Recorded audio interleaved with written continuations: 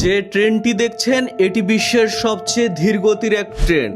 গতি এতই কম যে ট্রেন থেকে নেমে আপনি যদি দৌড় শুরু করেন, ট্রেন পেছনে পড়ে থাকবে, আপনি চলে যাবেন সামনে। যেন এটি কোনো ট্রেন নয়, লাইনের উপরে হেলে দুলে চলা এক জীবন্ত লাশ। উত্তরবঙ্গের পার্বতীপুর, রংপুর কিংবা কুড়িগ্রাম স্টেশন, যেখান থেকেই আপনি উঠুন না কেন, কুড়িগ্রামের বুক চিরে এই লোকাল ট্রেনটি আপনাকে নিয়ে যাবে বাংলাদেশের সর্বশেষ প্রান্ত চিলমারির। আমরা এখন কোথায় আছি? রমনাবাজার স্টেশন। কিন্তু কেন এই ট্রেনের গতি এত মনোহর? কারণ এর পিছনে লুকিয়ে আছে এক রক্তমাখা ইতিহাস। ব্রিটিশদের তৈরি 1928 সালে এই রেলপথের মূল চিলমারি স্টেশনটিকে 1970-এর দশকে গিলে খায় রাক্ষসে ব্রহ্মপুত্র নদ। স্টেশন বিলীন হলে ট্রেনটি বন্ধ হয়ে যায়। আমার নাম শহীদ। আপনার বাসা কি এখানেই? বাসা এখানে, বয়স 70 পার হয়েছে। আচ্ছা, রমনা স্টেশন বিষয়ে আপনি কি জানেন? রমনা স্টেশন এটা 77 সালে উদ্বোধন হয়েছে। উদ্বোধন হওয়ার পরে চিলমারি ভাঙার পরে এখানে স্টেশন হবে না আর। এখানে এক টিচার ছিল প্রাইমারি স্কুলের, এই জিনিসটা মাথায় ঢুকছে যে আমাদের চিলমারি ভাঙি গেছে, এখানে স্টেশন হবে না, এটা কোনদিন হতে পারে না, আমরা স্টেশন করবো এখানে।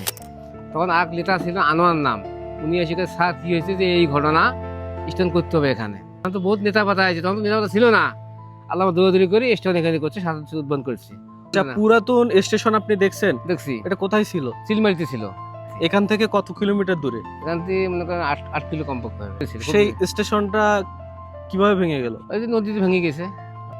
কিন্তু তার আগেই দেশভাগের পর এই মাটিতে পা রাখে পাকিস্তানি বেহারি শোষকেরা। বয়স আমার 90। এই যে বেহেরি আলছিল, গুলি করছিল, মাংসক মারছিল।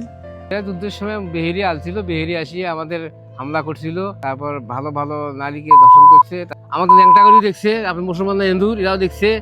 আচ্ছা, এই রেল লাইন কি পাকিস্তানিরা ব্যবহার করতো নাকি বাঙালিরা? পাকিস্তানি ব্যবহার করতো, ওরাই ব্যবহার করতো, ওরাই মনে করেন এই ট্রেন দিয়ে আসতো, আসিয়ে লুটপাট করে ওরাই নিয়ে চলে গেছে।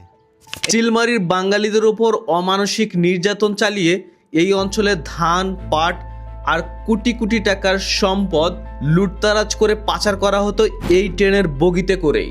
সব অবহেলা আর শোষকের কাল পেরিয়ে স্থানীয় মানুষের লড়াইয়ে 2020 সালে এই স্টেশনটি করোনা মহামারীর কারণে বন্ধ হয়ে যায় এবং 2024-এ এসে এই রমনা বাজার স্টেশন আজ আবার প্রাণবন্ধ।